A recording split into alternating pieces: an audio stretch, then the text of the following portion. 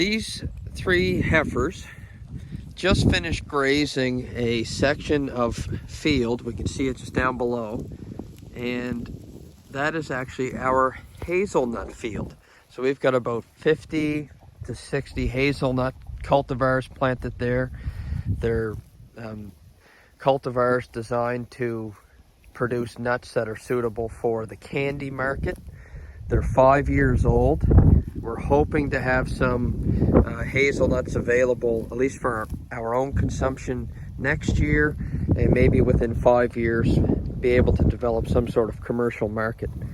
And what we're doing to help improve the fertility of the soil that these hazelnuts are planted in is we are grazing livestock. And the last 2 years we've used a few young cows, and we're just fencing them out of or fencing them in with a single strand of it's a type of poly braid wire on temporary step-in fence posts, and it's got a pretty good charge running to it, so they respect it. And we're just moving them through this area. We finished, they were in that acre-sized hazelnut field for 6 days. It was full of white clover and all sorts of nice lush grass. And we moved them outside of that area yesterday, gave them about 1/4 of an acre, which is what we'll give them every 2 or 3 days. And we're moving these guys up, further up the field to where we have some chestnuts planted. Now, you have to be careful putting livestock in anytime you have trees planted to produce crops. And cows, they eat vegetation, and green leaves may fall into that category, as well as the buds on the trees in early spring. They may nip those off, and they may also use trees to scratch themselves, rub their heads and such on if they get itchy.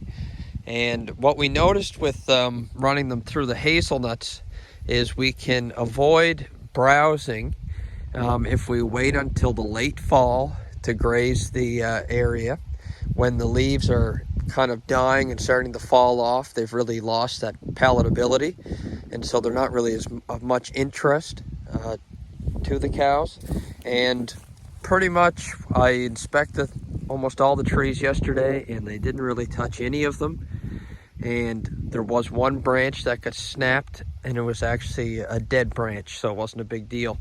And I think part of the reason they didn't use those hazelnut trees to scratch themselves on, 2 reasons. One, maybe the trees are too young and don't provide much resistance.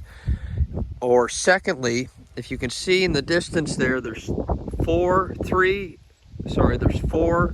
old poles that have been put in the ground where we had planted some hops one year, and the hops are no longer there, but we left the poles up, and I've seen them scratching themselves on those a couple times.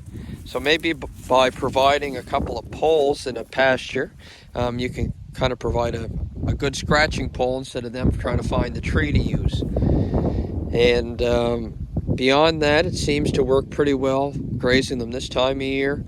And we had frost seeded with white clover in here 2 years ago to get some legumes in this grass, as this is old pasture. And that took off really well, and it gave them a nice high protein source of food when we moved them in there. And these are a red poll, 2 red poll heifers and a shorthorn. We really like these cows. We like that red color. And this is just one example of how you can integrate crop production with livestock raising. And these are beef cows. They're breeding stock for us, but the goal is to produce high quality beef cows that can produce a nice healthy source of protein on nothing but grass. And we have a lot of high hopes for these guys. So anyway, thanks for watching. If you like this video, please feel free to subscribe or like it. And we're trying to bring some more content on terms of sustainable land management. In my view, at least, this type of agriculture is the type of agriculture that's really going to create resilient ecosystems.